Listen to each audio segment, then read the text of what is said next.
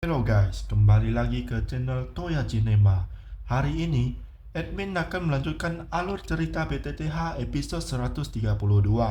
Baiklah, tanpa berlama-lama lagi, langsung saja ayo kita mulai. Scene diperlihatkan hantu tua Jaising yang muncul untuk menghentikan Xiaoyan dan Master Yao Chen. Master Yao Chen pun berkata bahwa aula jiwa sangat memandang dirinya tinggi, sampai mengutus seseorang seperti hantu tua Jaising. Hantu tua Jaising pun berkata bahwa ketua mereka sangat menghargai Master Yao Chen. Hanya Master Yao Chen lah yang belum menyadarinya. Selain itu, dia berencana menangkap ikan besar.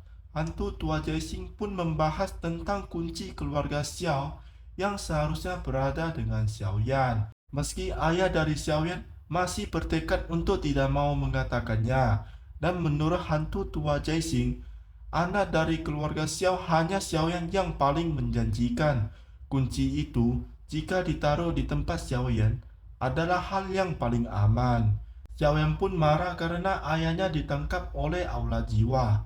Master Yao Chen pun menenangkan Xiaoyan dan berkata bahwa Xiaoyan bukan tandingannya dari hantu tua Jaising, dan menyuruhnya untuk segera keluar dari tempat itu dan jangan mati sia-sia. Hantu tua Jaising pun tidak akan membiarkan mereka keluar dengan mudah. Xiaoyan pun mengeluarkan jurus perubahan api surgawi dan beradu serangan dengan hantu tua Jaising. Xiaoyan pun menyuruh gurunya untuk masuk ke dalam cincin dan serahkan sisanya kepadanya. Hantu tua Jaising menyerang ke arah Xiaoyan secara beruntun, dan Xiaoyan pun berhasil menghindarinya. Hantu tua Jaising pun memuji Xiaoyan yang dapat menahan serangan dirinya hanya mengandalkan kekuatan Dojong Bintang 9. Tetapi hantu tua Jaising tidak akan punya waktu untuk bermain dengan Xiaoyan. Xiaoyan pun mengeluarkan jurusnya ke arah hantu tua Jaising. Serangan itu pun dihancurkan dengan sangat mudah oleh hantu tua Jaising.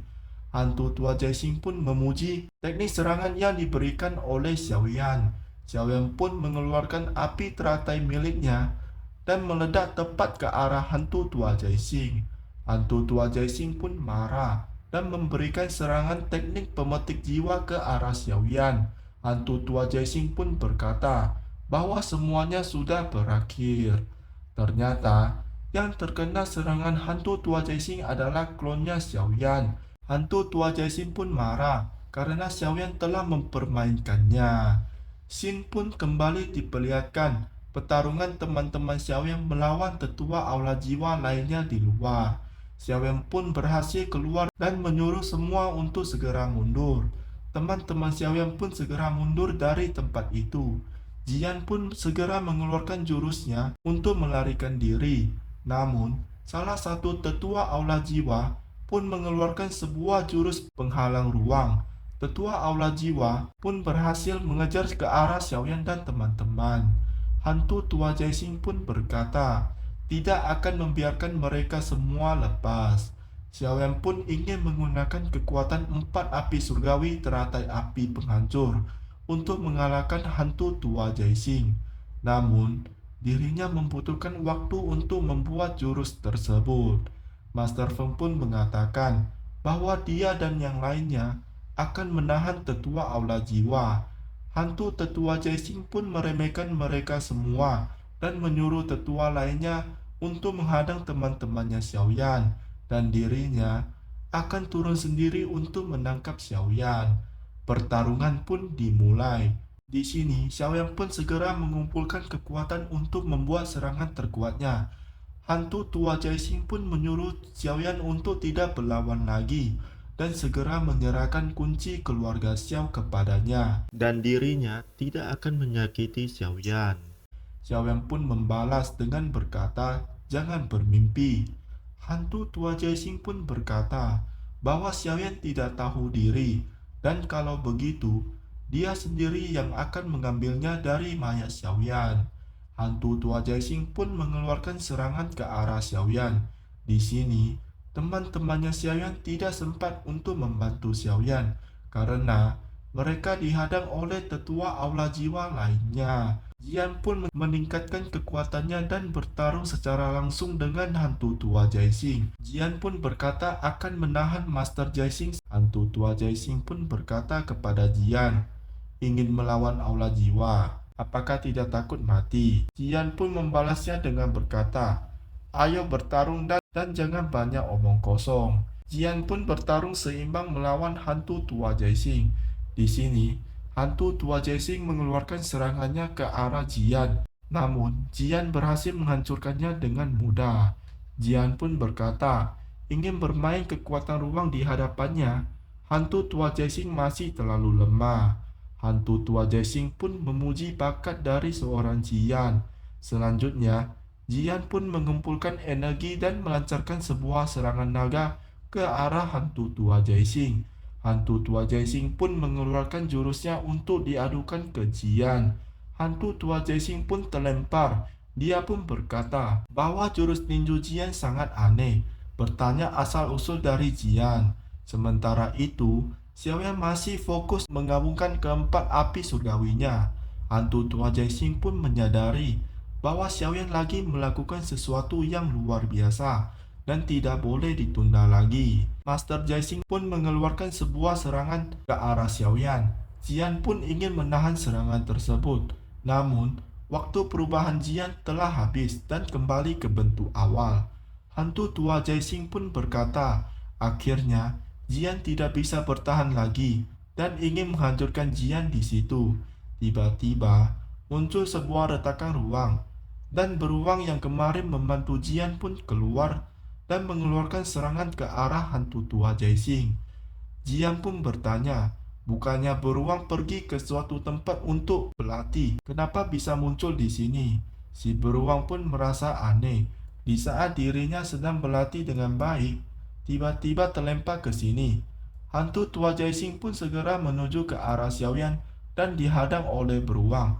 Tetapi hantu tua Jaixing dengan mudah menghindari si beruang dan menuju ke arah Xiaoyan.